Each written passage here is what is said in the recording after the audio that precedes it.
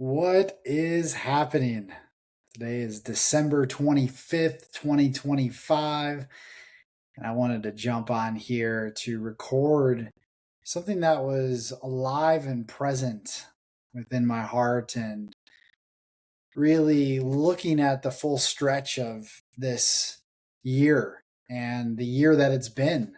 It's been a very catalytic and initiatory type of year, I believe, not just for myself, but for the collective and everybody that I've been speaking to and people that have been sharing some of the things that have been going on for them this year. It's been lots of changes, lots of deaths, lots of rebirths, lots of letting go, shedding, clearing, dissolving.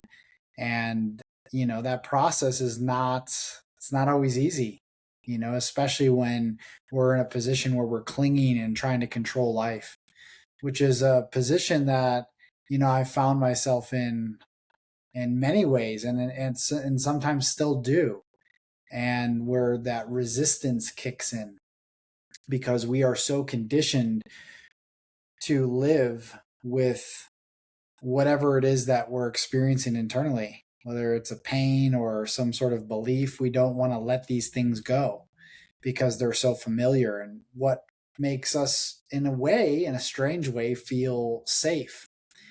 But ultimately, we've reached the end of the road, as 2025 is what I call the clearing. It is a number 9 year in numerology and was the year of the snake in Chinese astrology. And so this is all of the representation about the ending of a cycle. And so perhaps you went through relationship challenges where you were tested, or perhaps you left a relationship. Perhaps it was an identity that you've been carrying, and that identity is loosening its grip, and you find yourself relating to the world and your reality in a whole another way. That was very much a part of my journey. And really, all of this comes down to really this I not only this idea, but this powerful, very powerful notion of trust and faith and trusting the unknown and trusting the uncertainty, trusting yourself, trusting your intuition, trusting God. And that's been something we've been conditioned out of, is not to trust, is to always be in this state of fear that the next bad thing is going to happen or whatever the belief might be. And so at this point, this is the preparation. Of course, we've been in preparation for a long time, but the collective awakening, the collective shift that is underway at this very moment is by far one of the most profound shifts that has taken place in thousands of years on this planet. And we are now moving into a place of remembering more of who we are. And through the shedding process, we let go of the layers of the false identity, of the false self, of the ego that has been in this way of creating interference. And, I'm not of the belief of, annihilating or killing the ego. It's about integrating the ego and bringing it back into the whole and allowing it to play you know, its play out its duty and really be in its role. But for so long, this mechanism has taken over us, and more of our soul is now coming online, and we're learning how to play with that reality of having our soul actually lead first before our ego. And this is a delicate dance, and it's something that happens during this awakening process. But that process is being accelerated right now on a very grand scale, on a cosmic scale. And, there's basically two choices that we're met with as we go into 2026, which I call the threshold. And the threshold is sort of that in between. We've, part of us have died and we've let go of all of these things, And now we're sort of in this integration phase, right? And the threshold is that we're integrating what we've let go of, and yet simultaneously we're peering into the new. We're peering into the grander vision. We're peering into what is possible. But that reality, that physical reality, maybe hasn't taken a foot yet. And it's catching up, right? Because of all of the different energetic and internal work that we've been doing. And so, as 2026, as we move into that, it is an opportunity to start fresh. It's a year one in numerology, which is new beginnings, and it is the year of the horse in Chinese astrology. And so, the horse is movement, freedom, momentum. Number one is new beginnings, new cycles. And so, we get to envision how we want to live moving forward. And then, of course, when we move into the following year in 27, that is the emergence. And so we basically, as I've been talking about a lot on a lot of my channels, just through my writing on Substack and different posts, we really are just in this very powerful and transformational bifurcation process in which the planet and our consciousness is going through, and we really just we have a conscious choice, an intentional choice that we get to make, and that's really comes down to fear or love. And those are the two energies that govern the foundational pieces of our reality. If we are in fear, we know what that reality looks like. It looks like a world in war.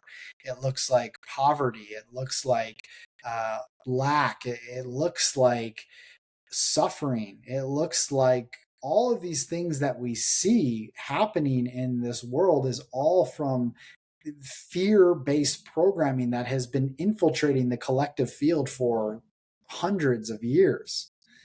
And so right now we are breaking out of that individually and collectively.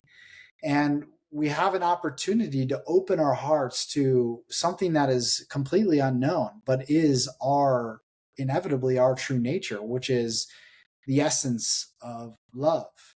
And funny enough, I'm wearing this hoodie today. God is love, because you are God, you are a fragment of God, and we are all love. Shout out to my boy Dijon for creating this amazing apparel.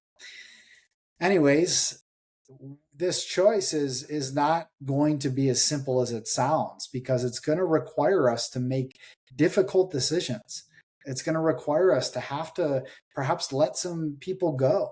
It's going to require us to lean into the unknown and into these places in which there is no guarantee. Love, it takes a lot of courage to step into the power and the force that is love.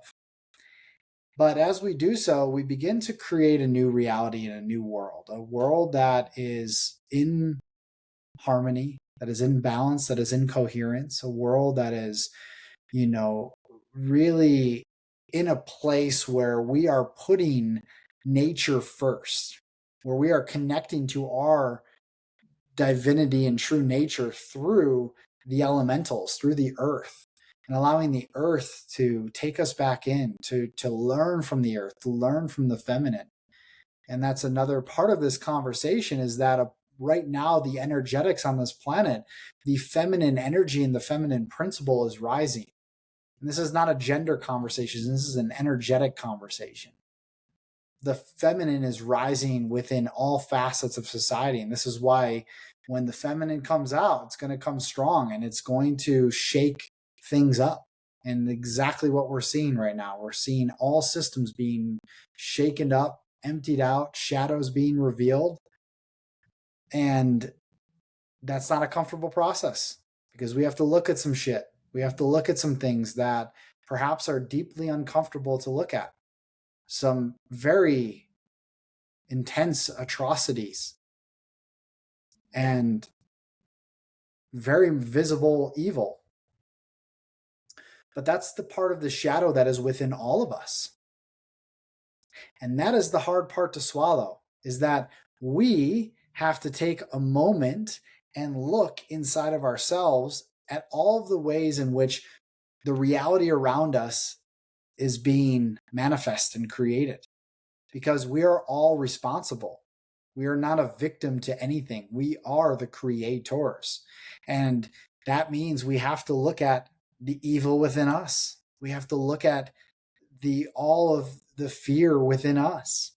We have to look at it all. And it's not an easy place to look. But when we begin to do this work, when we begin to look within ourselves in this conscious way, when we begin to love the darkness, we begin to love the shadow, we begin to accept it, that's when it begins to integrate back into its wholeness, into the light.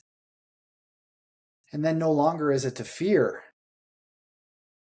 And everything on the outside begins to shift and change.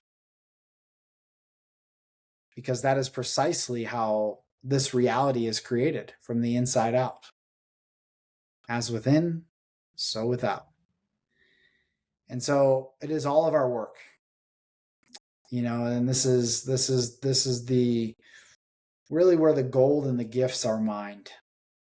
And I can say from many years of sitting with a lot of different pain and a lot of different shadows, a lot of different really intense emotions, it's certainly not easy, but the ones that are courageous to do so will find themselves in a whole nother paradigm where life no longer is monotonous, no longer is a place of, we're just in this place of complacency, but we're actually living, we're alive, we're feeling, we're experiencing the depth of this human experience, which is the purpose of it all. And so for me, I'm choosing the paradigm of love, and I'm choosing the paradigm of service, the paradigm of contribution, the paradigm of deep-rooted purpose, and building, co-creating in harmony with the earth. And so I invite you to walk this journey, and I am here as someone to listen, as someone to share, as someone to hold space as we move through this. And grateful to be here and to be sharing all of my heart with you. So thank you for taking the time to vibe with me on this transmission. And I look forward to doing more. I'm going to be sharing some amazing things that are coming up in 2026. I have a summit that I'm launching. It's called the Mastery Summit. It features 12 global thought leaders on every realm of mastery: business mastery, relational mastery, intimacy mastery, mind mastery, spiritual mastery, self mastery, and all of this to support you. This is a free virtual event that's going to be happening in February 7th and 8th. If you're watching this video beyond then you can go back. You can still click the link below this video, and you will find just an incredible experience. These interviews were amazing to do, and it's really going to prepare you to step into this year one, feeling in your authority, feeling in your power, and this is my gift to you. So check it out. Click the link below, register. It is free, and I look forward to serving you in 2026 and beyond. Sending you all love, positive energy. Peace.